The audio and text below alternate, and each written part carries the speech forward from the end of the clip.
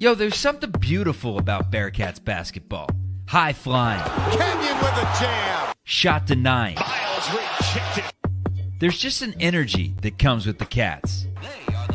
A rich history built on toughness. And Mick Cronin looks like he wants a technical. A bring-your-own-lunch pail mentality. For a long time, UC was the hunted. And I felt that we couldn't lose. I think it's time the Bearcats do a little hunting of their own. Once y'all done with them, send them to me, man. You know what I mean? We can put them on the court. Keep that Bearcat thing going. I am fired up. Takes it all the way. Oh! It's going to be Little.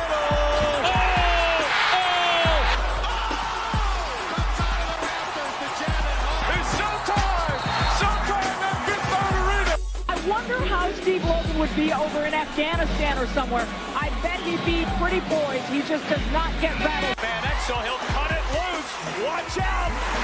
Stevenson cuts it about. Oh! Kilpatrick outruns everybody. Johnson, the exclamation point. We've been dealt the king of heartbreak over and over again. Rozier.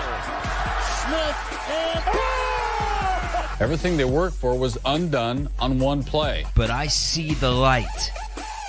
The Cats are back. Lukosius, open three, got it! Oh, baby! Welcome to the only live Bearcats postgame show on YouTube. This is Chatterbox Bearcats.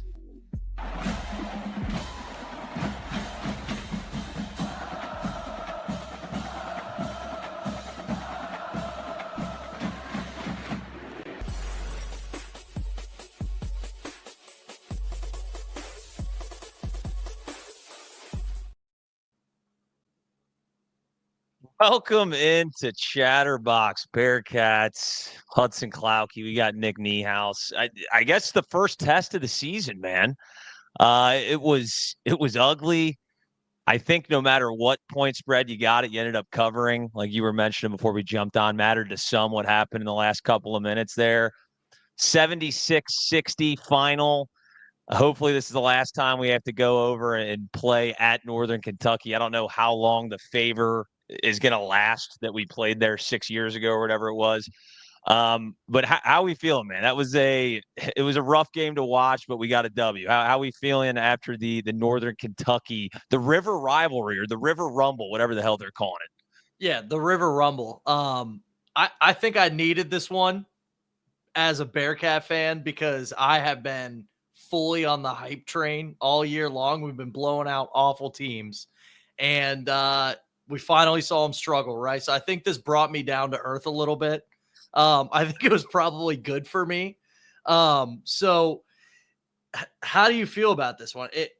It's a tough answer because in the first half, it's like I'm fully out, right? Like we're struggling against NKU. Now I know it's a road game. Look, road games are tough. I don't care who the opponent is. That we saw with Howard last year. I mentioned it last week.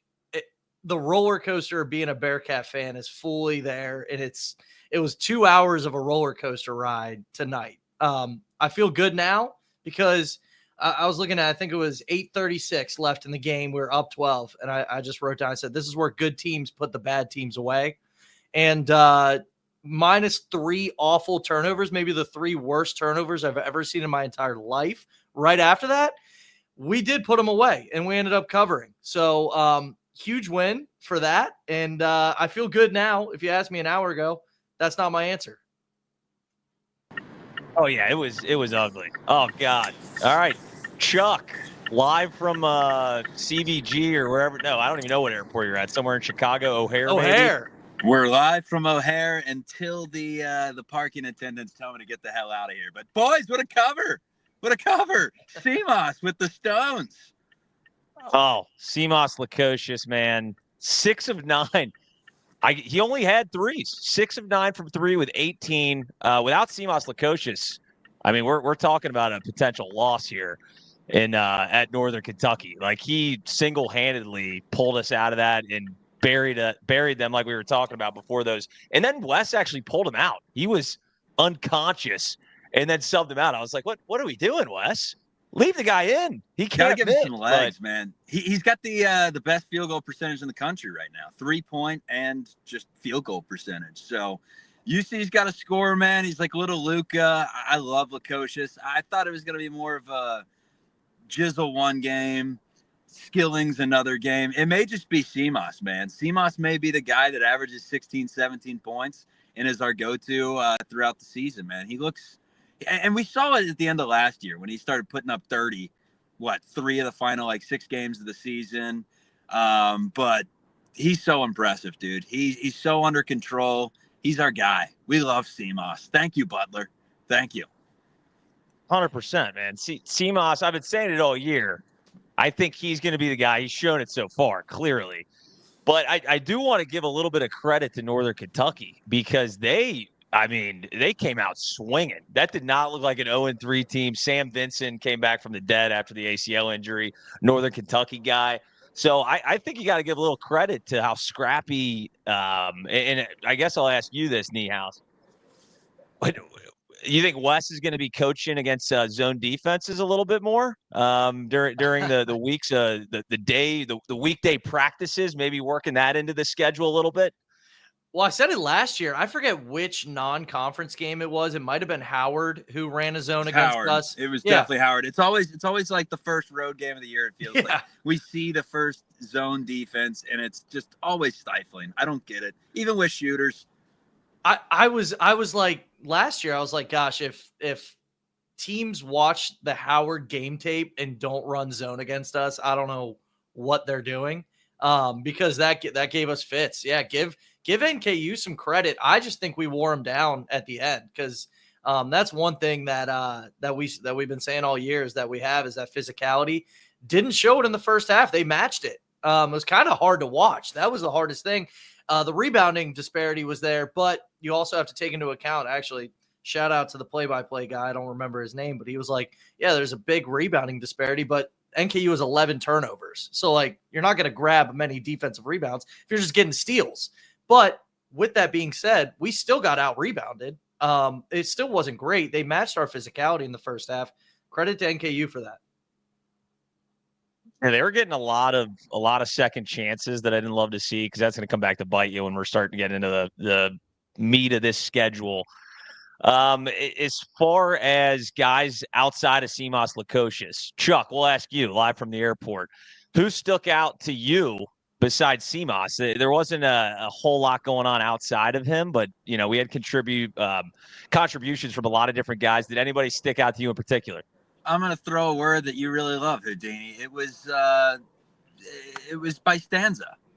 First stanza, we saw Jizzle James go for 9 really quickly, threw up some bad shots, and then didn't get a ton of Jizzle. Then on my way to the airport, I'm listening to Dan Hort on the call, and it's just, oh, Dylan Mitchell, another one. Oh, it's up there to Mitchell who throws it down. So, second half, it was a lot of Dylan Mitchell, his athleticism affecting the game, Bandaogo, the bigs. That's what I said during the last show, man. Even when we play like trash, and I don't think the Cats played bad. I think you got to give the credit to NKU. They shot it really well. Defensively, some of the rotations in the first half weren't good. And the physicality, you would think that for 40 minutes you would dominate that game. But by the end of the game, it was clear that UC was just too big, too fast, too deep. They're going to do that a lot this year. And that's what makes you excited because this same type of game last year in Howard, Bearcats, it took them to hit some big shots down the stretch to win it. And this year, they pull away. Good teams cover. They cover, and they do it all without Dan Skillings.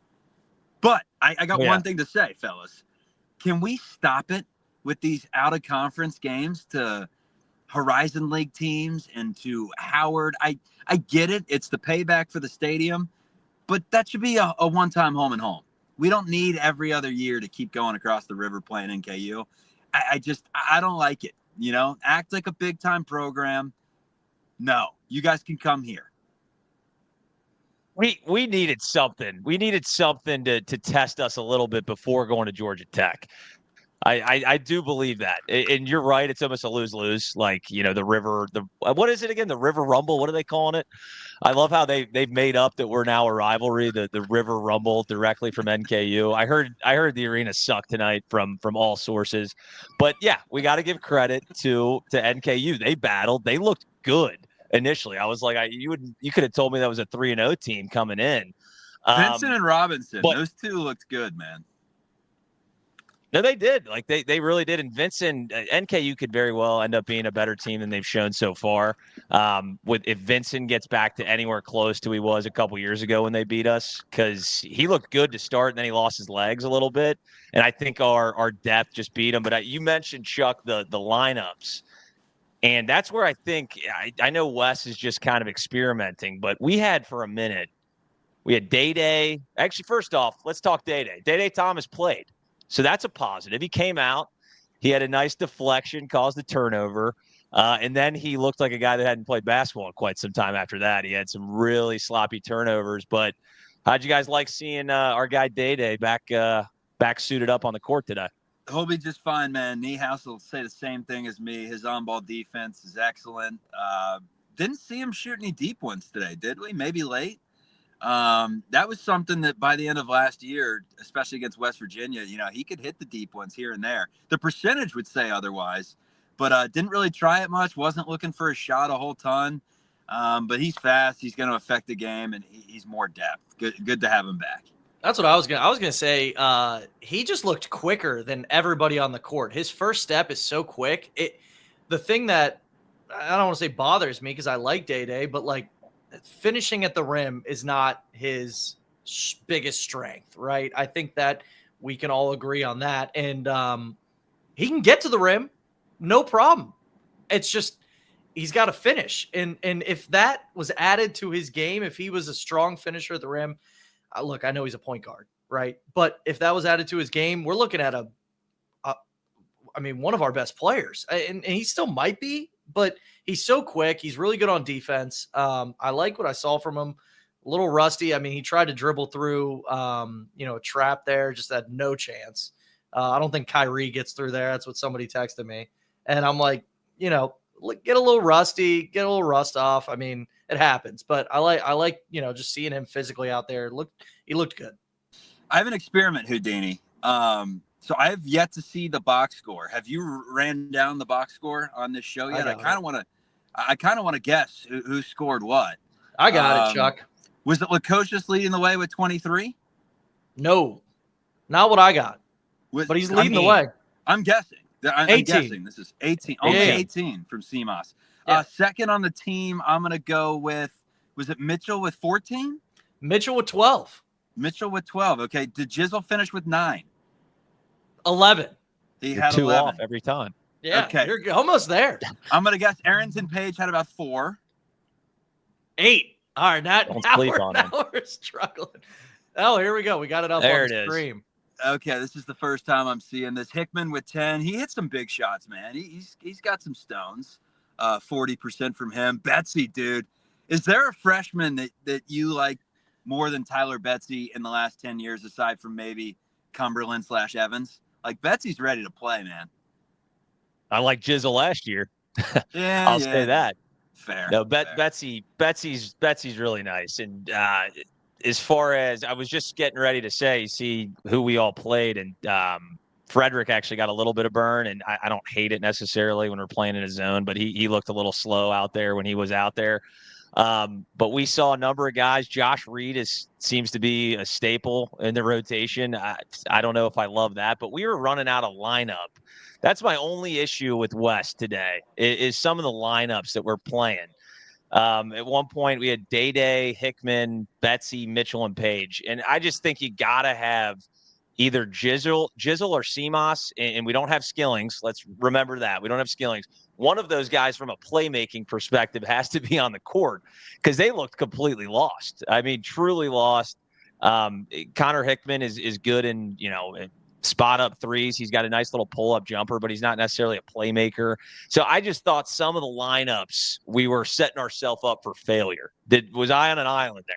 How many minutes did Simas Lukosius get? Because he should be someone like Kilpatrick, like a Cumberland senior year. I mean, he should be getting 34 minutes per game. Like what do we get here? Oh, goodness. 18 minutes. Or no, I'm looking at 18 points. I'm sorry. I was going to say. We don't see 18 minutes up here. ESPN doesn't have the minutes on there. All right, it just updated. 31 minutes, actually. So we got 31 minutes for Simas. We need 35 from Simas every night. I mean, we're deep. We're deep. Don't get me wrong. But he's young. Come on. He's not eating lipids. He's healthy. Get him out there. He should be getting 35 minutes of run with, Jizzle should be getting his 32. Mitchell should be getting his 30. Skillings, when he's healthy, should be getting his 30. I get that the team's deep. The Warriors, because I do the Locked On Warriors show as well, as you guys know this. So if we have any Warriors fans out there, there's a side promotion. But they're dealing with the same thing where they're playing dudes like 20 minutes, and it's like, dude, play your best players to a certain point. However, spin zone, the fact that the Cats went, 11 deep, whatever it was today, it probably exhausted NKU by the end of this game, which is why they just fell apart in the second half, I would think. Here's a sentence for you. What would Seamus Lukosius have done last year if he never got hit by a car? People forget, right? Like, he was not healthy to start the year. Didn't he have 0 against Xavier? I remember Houdini coming on. He's like, Simas, where the hell were you? I'm pretty sure he didn't score. I don't think he had 0, but he did. He had a horrific game. It was like the worst game I've ever seen him play. And the poor kid can't have a single game on TV that they're like, he got hit by a car. Every announcer, like, he got drilled by a car last year. Look at him out there right now. Volkswagen. I'm like, Jesus. Like, they're asking him in pressers. Yeah, are you worried? Are you scared of Subarus forever now, Simas? Or did you get over that? It's like, give this kid a break. He got hit by a car at a crosswalk once. He's now going to be a Big 12. I'll retire that. I'll retire that. That's my last time mentioning the car incident. But I want to get back to the lineups. And first off, I mentioned Frederick. One thing I need to see for Frederick, this is a small point because it's not getting a lot of run on this team. I just want to see him shoot the ball. I feel like he just passes up open shots. It's like, you're out there for that. That is why you're out on the floor. Just, you have somewhat of an open look. We want you to take it. Hickman seems to be doing that. I think Hickman's second 3. The guy was midair, like, big guy running at him, closing out, and Hickman didn't care. He still knocked it down. That's what I want to see. And also that leads into Tyler Betsy. The guy is confident as hell. Like, no fear in this guy coming in as a true freshman. So I really like what I see from Tyler Betsy too. Do we get any Ravon burn? No. Nope.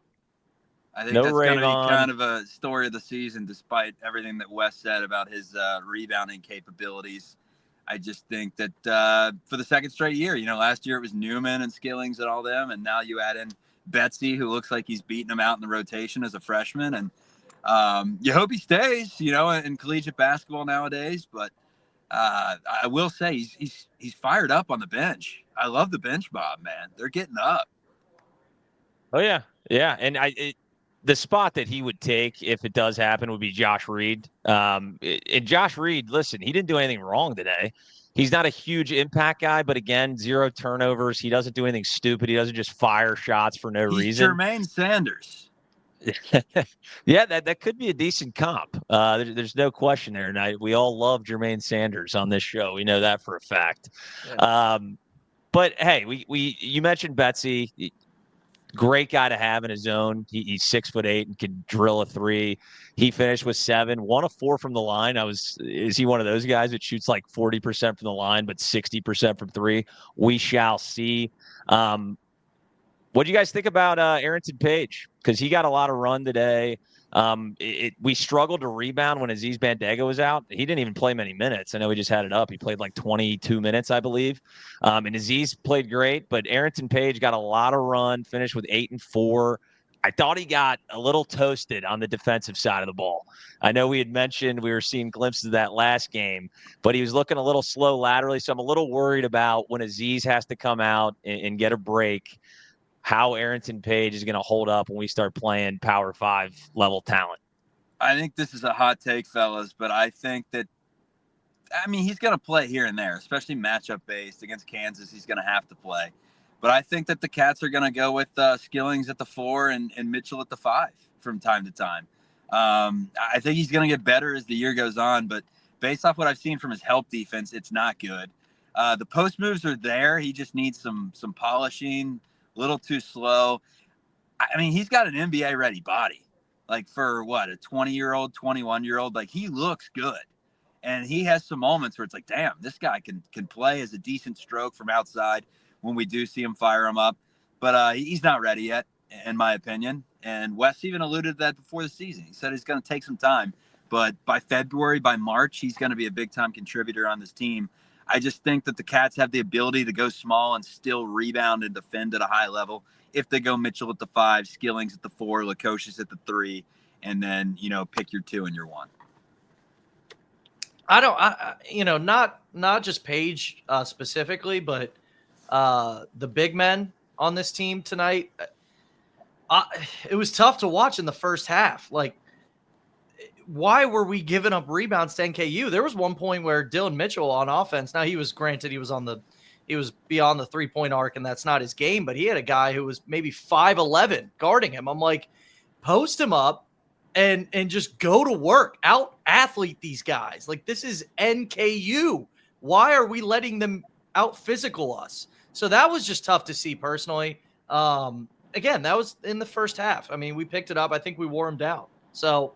Yeah, I mean, we finished just total rebounding numbers. I don't think we mentioned it. 30 rebounds, NKU. We finished with 27. Should never happen on God's green earth where this roster, Skillings, regardless of Skillings playing, that we're getting out rebounded. And I think one thing, our defense, a little bit to be desired from the defensive side of the ball. And I think that really hurt us because it allowed they were scoring buckets pretty easily, at least in the first half, allowed their 2-3. I don't even know what you call that 2-3 psychotic trapping zone. You don't even know who's guarding who. We clearly struggle with it, but we allowed them to kind of set up in their defense and not get in transition. And a lot of that came from the defensive side of the ball. We got to play better on defense. And hell, we finished. They only shot 28% from 3. If they knock down a couple of those, this might be a little bit closer of a game. And maybe we didn't cover. And maybe, me and Niehaus lost our houses, right? So we got to clean that up for sure. I think the defense. Yeah, I would say you got to dictate the tempo, right? This team wants to play fast. What's the old John Wooden saying? Fast, but not quick. Or is it quick, but not fast? Essentially, you want to play fast, but under control. You want to pass the ball. UC's half-court sets, man. And this is no Mick Cronin run offense. It's better than it used to be, but it's just pick and roll nonstop. It's the same thing over and over. It's way too much passing outside the perimeter. It's pounding the ball into the pavement. I mean, zip the thing around, move it around. You have 4 guys on the floor typically that can make a move with it, that can penetrate, that can kick. Enough of the dribbling at 27 feet away from the basket, for 5 seconds. We got to give a little bit of credit to Wes. He is running a set now that is like such a sophomoric set that somehow works every time, at least against NKU, where Aziz just flashes to the top of the key and everyone just follows him as if he's like a dead-eye shooter. And then Mitchell cuts back door and an alley-oop. We did it like 4 times in a row. So, second half, it looked great. I'm talking first half. Second half, I was also, driving the entire way. So I'm listening to the Horde. It's a different painting the picture in my head. But first half, man, offensively, there's way too much of that passing around the perimeter, taking screens, doing nothing with it. But it's also hard to cut into a zone when it's Aziz flashing to the top of the post instead of like a Trey Scott or a Gary Clark. I mean, that's what this team is kind of missing, because even if you throw Mitchell in at the 5, he's not the guy that can break down a zone. So that's going to be another weakness. I mean, it's been a weakness our entire lives. Has there been one UC team that it's like, oh, they're great against the zone? Maybe the Kilpatrick team and Casimir Wright and Jaquan Parker that beat Syracuse. That team was okay against the zone, but it's been a consistent problem for a long time now when teams go zone. And that's, I think, part of the reason why we struggle with Xavier. They go that 1-3-1. Well, a couple things, and we did struggle against the zone, no doubt. But with that being said, the way to beat the zone is to find open shots and knock them down. Fellas, we shot 50% from 3 tonight. Now, granted, Seamus went 6 for 9, and 3 of those were from the NKU logo, it seemed like. So maybe it's a little altered because of just Seamus's insane shooting performance. but we still went 11 of 22 from 3, which you tell me that 8 years ago, I don't believe you, right? Also, then we had a huge night from Larry Davis, or eight years ago. I'm getting my years mixed up. Farad Cobb was stroking. He could shoot. But also the other thing, I know you mentioned the pick and roll. It was one thing I was noticing. We didn't throw a single lob to Aziz on a pick and roll tonight. Usually, I mean, with these, I would say lesser opponents, I can say that. NKU's 0-4.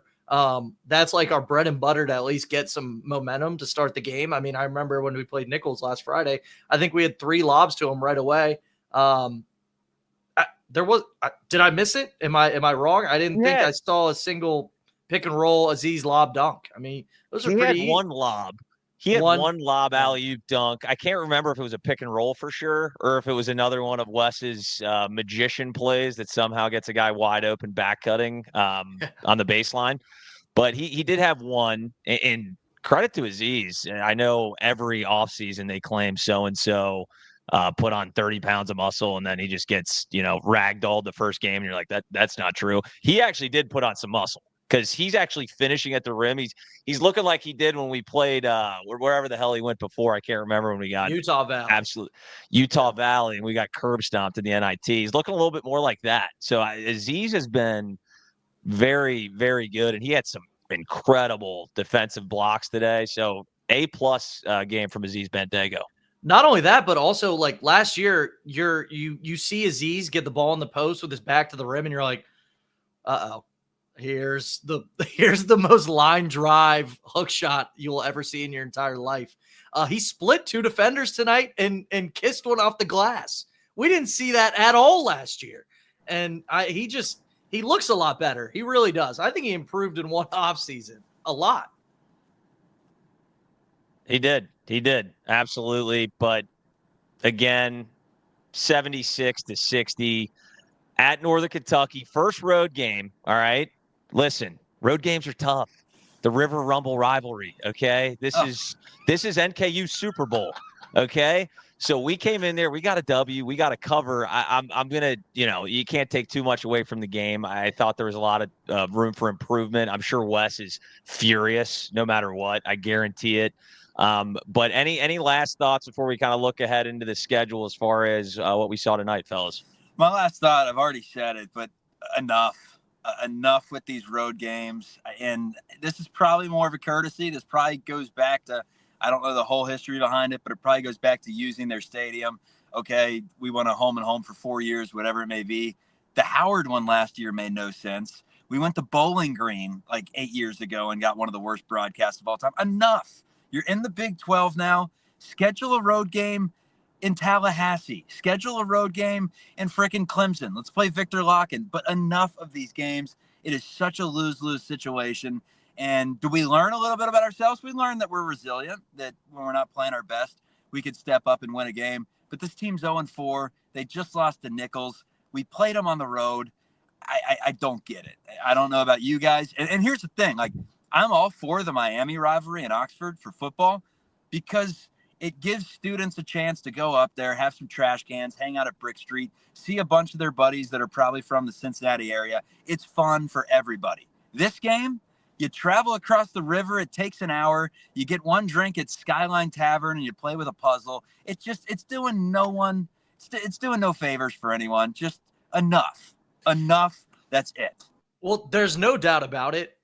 UC loses this game if Simas doesn't just carry us and go nuclear with I disagree. 5. You don't think so? No, I think we were too athletic, too big, too strong, too deep. That at some point it would have been closer for sure. We wouldn't have covered. Well, he certainly the momentum shift when he knocked down those 2 deep threes. I mean, we had Chatterbox Sports tweeting, Simas knocks down the deepest 3 ever.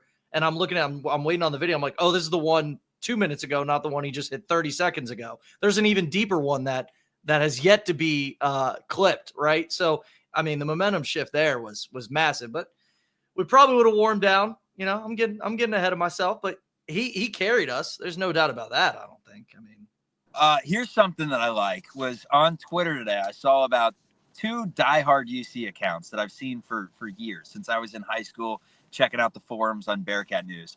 And they said they were terrified. And I was the jackass that hopped in the comments and said, if you're terrified of tonight, it's going to be a long season in Cincinnati. And for about 26 minutes of that game, I looked like the jackass. But Bearcats got it done. Too big, too fast, too physical, too strong. And for once in our lives, too good a shooting team, man. I really don't. I really don't know why. Like, why did we have a home and home against Howard? I can't, like, I don't even, like, who did that? Who's responsible? I heard that Jizzle James's brother plays for the football team, but there's no way that correlated into going to Howard. There's just absolutely no way. He only signed to UC. He's like, we're playing. My brother plays football at Howard. We're doing a home and home. And Wes is like, you know what? You're goddamn right we are. We're going to Howard. I don't understand that at all. That is insane to me. The best part of that game was the broadcasters seeing Arrinten James in the stands and only correlating that to his son playing running back at Howard. They're like, yeah, he's here. It's because his son plays for Howard. It's like they had no idea that Jizzle was a UC Bearcat or his son, right? So that, I mean, at least we got that. Hey, the ESPN Plus broadcast, not that bad today. I'm going to give some credit. I was hoping we were going to see some Howard type of behavior with their broadcast. That was actually turned great. I was loving that content. This was a well done broadcast. I had some issues. I don't know if it was my internet or what, but it was like just going silent for 5 minutes at a time. Can I give you guys a shout out? Can I give you guys a shout out? Brady Labor, who was calling the game, shout out. My first broadcasting job ever. His intern with the Cincinnati Steam. Our guy Tim O'Connor, right? His dad was running the Cincinnati Steam, and Brady was the voice, and saw him on the broadcast tonight. And I was like, hey, look who it is. Good to see you. So him and Drew did a good job, man. It was a good broadcast, better than the ones that we have in Cincinnati somehow, which makes no sense. Yeah, credit where credit's due, man. But looking ahead, we got our first road W.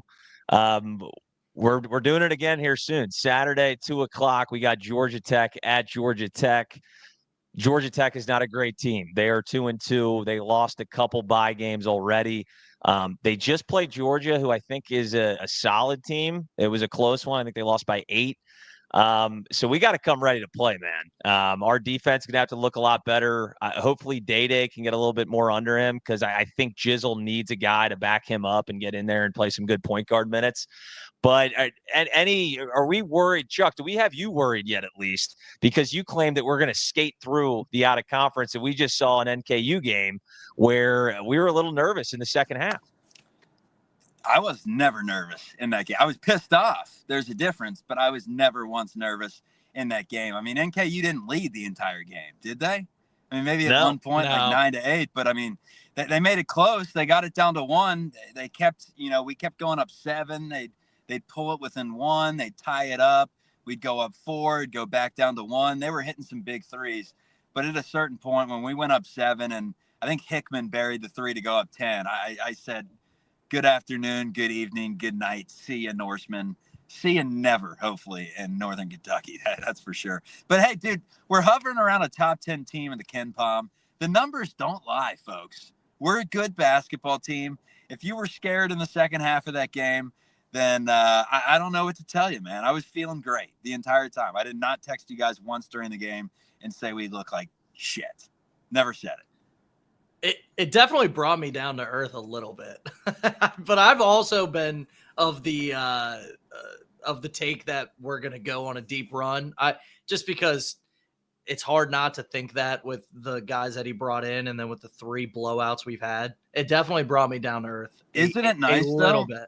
Isn't it nice though, winning a game by 16, covering the spread without Dan Skillings? Like literally, the team's maybe not best player, but definitely top 3. He's part of a 3-headed snake. Just missing him. We still kick their ass. We'll take it. It beats a couple of years ago when they, spanked us. Yeah, covering the spread was huge. I got him at 12.5, and everybody was freaking out all day. Like, why is it 14 now, 13 now, 12 now it's 11? Got back up to 14.5, won by 16. Great teams cover, right? Houdini, talking about Georgia Tech. I want to get back to them. So they lost to North Florida. Now, North Florida might be the P5 killer, though. North Florida also took down South Carolina, which I thought South Carolina was supposed to be good last year, or they were good at one point. You can't lose to North Florida. They made the tourney. Yeah, they made the tourney last year. You can't lose to North Florida, but then North Florida beats Georgia Tech as well.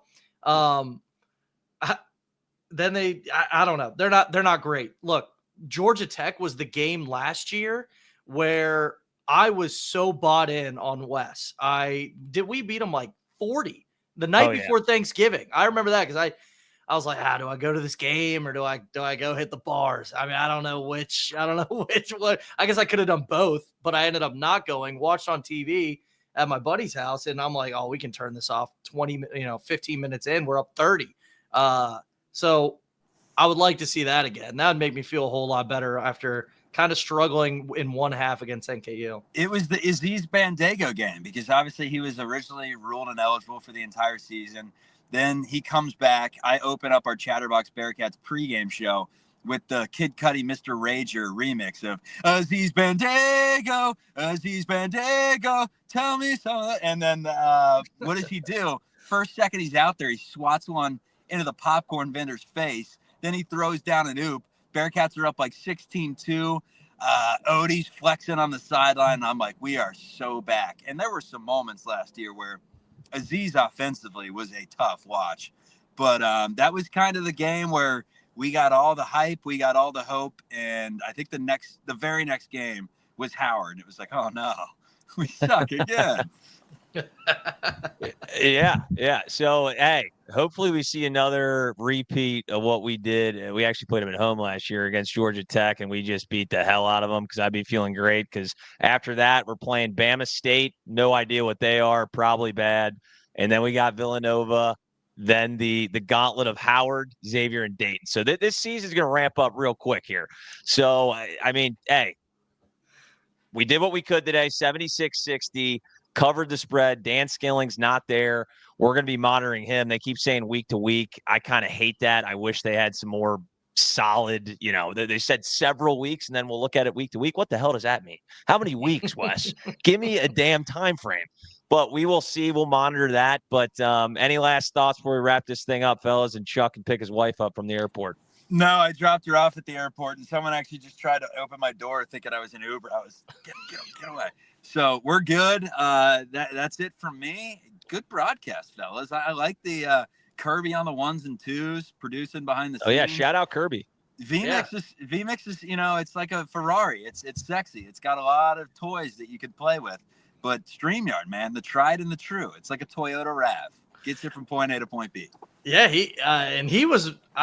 he commented, I'm pretty sure, with the clipping of the tweets. I wasn't coming at Kirby. I wanted to let that be known. I just think Seamus was shooting shooting lights out, and it was like hard to keep up with. I wasn't on you, Kirby. Last thought, Houdini. I like you joining Howard into the gauntlet. I like how you mentioned Howard's in the gauntlet. We don't sleep on Howard. Not anymore. Until proven otherwise, they're part of the gauntlet. So I like that. But dude, it was just a couple of years ago. They have Thon Maker or something. They got a few big time players, and then they got the Ohio State transfer that killed us last year. Seth Towns, yeah. Yeah, and it's the home of Gus Johnson. They for a minute there had more talent than pretty much every mid major out there, but I'm pretty sure at this point all that talent is gone, and they're still Howard. Yeah, I think Seth Towns finished up his 10th year of college, and he's finally gone. So yeah. He is. He works at Morgan Stanley. Yep. He's my financial advisor. So thank you to everybody joining the stream. We're going to keep doing this, having a lot of fun. Natty Ron, John White, Kieran, I think that's a new one. Jimmy Reed, everybody, man. Appreciate you guys joining, liking the stream. You can get us on audio podcast too, Chatterbox Bearcats. Check us out on Instagram. We're trying to get some clips there as well. Appreciate you joining. Go Cats. And until next time, fellas, we will see you. Over and out.